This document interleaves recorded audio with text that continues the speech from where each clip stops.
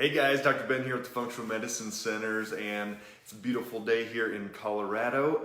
Welcome everybody around the country.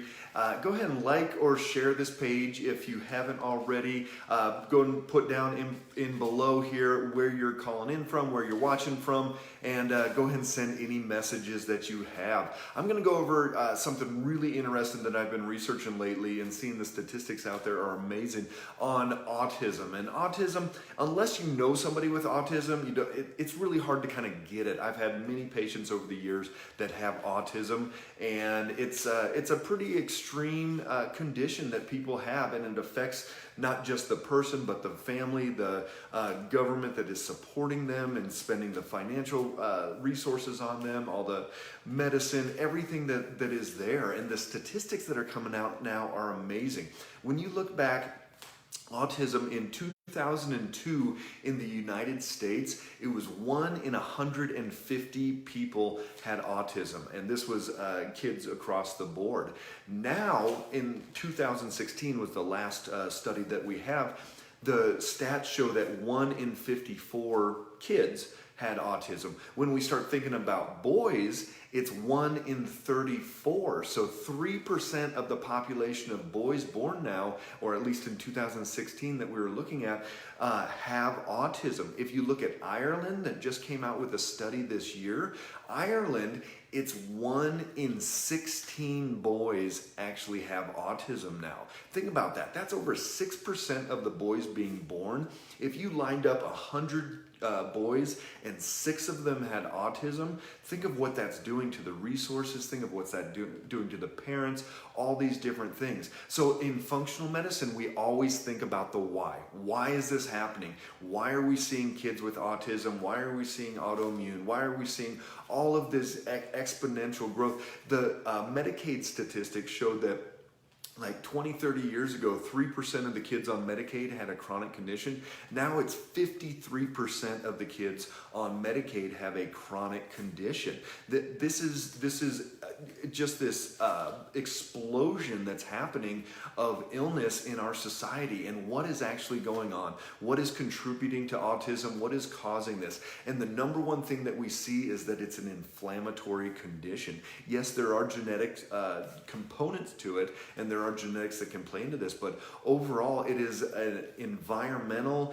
it's a trigger, and that's what we look at. If the body is as inflamed as it possibly can be, it doesn't take much. Some people think it's vaccination, some people think it's some type of injuries or chemicals, a lot of different stimulus, and so there's no one thing that's contributing to autism.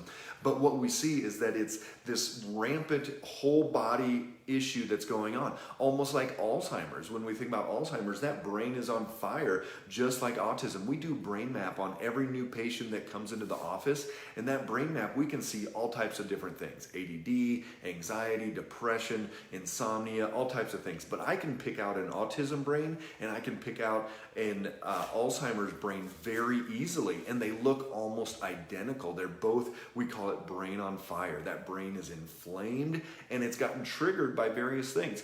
Maybe it was the vaccination. Was it mercury or all of those things? I don't know, but I know that a vaccination, especially for a kid, if they get a whole bunch at one time, it stimulates that immune response. And if they're already predisposed, if maybe mom in utero, when that baby was in utero, had blood sugar issues, had autoimmune issues, had inflammatory issues, all these different things, maybe they were already predisposed to that. So that could be part of it. And it's not even just the heavy metals in the vaccines. It could just be that, boom, it stimulated that, overstimulated that immune response. It could have been that they got dropped on their head. It could have been major stressor. It could have been when they hit puberty and hormones change. A lot of different things shift. But autism, just like when we look at anybody with a functional medicine imbalance, whether it's thyroid or gut, or we're looking at their digestion with the gut issues, we're looking at the cardiovascular, the diabetes,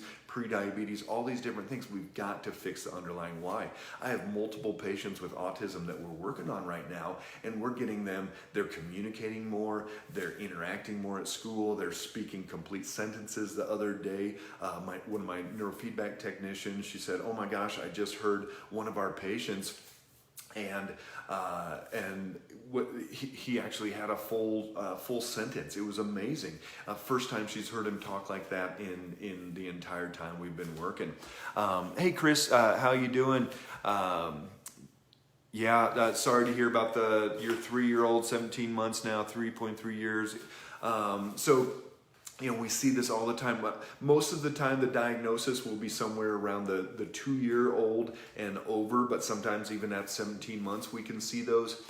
So autistic children, and even now into adults that we're seeing them, a lot of times communication is going to be an issue. The ability to get words out, to communicate effectively is going to be challenging. One of the autistic boys we're working on, he's about 14 now, and it was a lot of self-stim when he first came in. A lot of self-stim, noise and movement and all types of different things. And now he'll sit there. I saw him earlier this week. I just kind of rubbed his back some, talked to him. He talked about school a little bit. He loves art. He was talking about that. He's excited for school to get back. And I actually asked if he's going to have school again. And he said, we're not going to have school. And his parents laughed and said, no, we're hoping that we do. So his teachers were like, holy cow, we're seeing significant changes. But they've done great things. They've modified the dietary side. They've done neurofeedback. They've done a lot of things to calm down that inflammatory immune cascade. And this is the same thing that happens even in people that are just general functional medicine patients, and whether they have an autoimmune condition or a gut condition or a different type of brain condition, we've got to calm down that immune inflammatory cascade. So here's the key takeaway points. Ireland, latest stat, 1 in 16 boys has autism. That's over 6% of the population. In the United States, 1 in 34 boys. If we stay on the path that we've been going, this exponential growth here in autistic cases, we will be in another 12, 14 years, we will be at that 1 in 16 people. Think about having 6, 8, 10% of our boys be fully autistic and having to be taken care of by parents and the government and all these different things. We have to stop this path that we are on, this destructive path of ill health that we're getting. So if you guys have any questions out there, go ahead and put those down below. But otherwise, thanks for tuning in, and we'll talk to everybody soon. Take care.